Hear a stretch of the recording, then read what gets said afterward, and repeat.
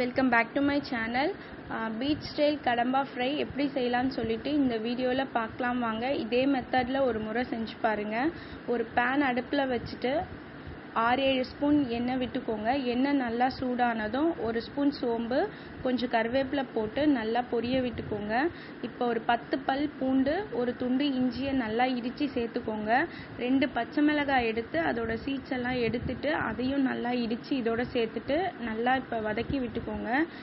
2 medium size onion எடுத்துட்டு அதையும் குட்டி குட்டியாக சாப் பண்ணிவிட்டு இதோட சேர்த்துட்டு ஒரு 80% ஆனியன் நல்லா குக் ஆனதும் நம்ம வாஷ் பண்ணி வச்சுருந்த கடம்பாவை இப்போ இதோட சேர்த்துக்கோங்க. தண்ணி கொஞ்சம் கூட இருக்கக்கூடாது, ஃபுல்லாக ஃபில்ட்ரு பண்ணி இந்த மாதிரி சேர்த்துக்கோங்க.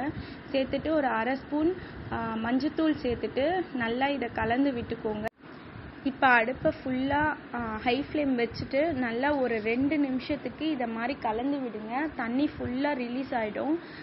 தண்ணி இந்த மாதிரி ரிலீஸ் ஆனதும் ஒரு 1/2 ஸ்பூன் அளவுக்கு மிளகாத்தூள் சேர்த்துக்கோங்க.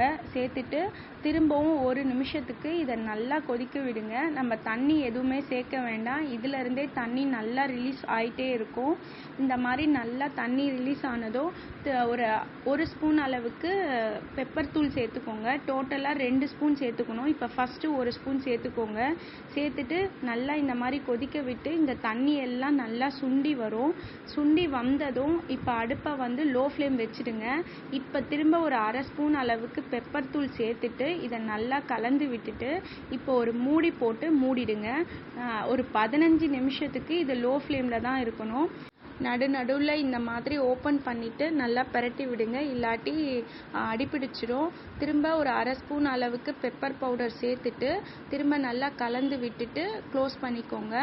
இதே மாதிரி ஒரு 15 மினிட்ஸ் லோ ஃப்ளேமில் வச்சு பண்ணுங்கள். ரொம்ப சாஃப்டான ரப்பர் மாதிரி கொஞ்சம் கூட இருக்காது. இதே மெத்தடில் கண்டிப்பாக ஒரு முறை செஞ்சு பாருங்கள். கடம்பா சாப்பிடாதவங்க கூட ரொம்ப விரும்பி சாப்பிடுவாங்க. அந்த அளவுக்கு இது ரொம்ப டேஸ்ட் வைஸ் ரொம்ப சூப்பராக இருக்கும்.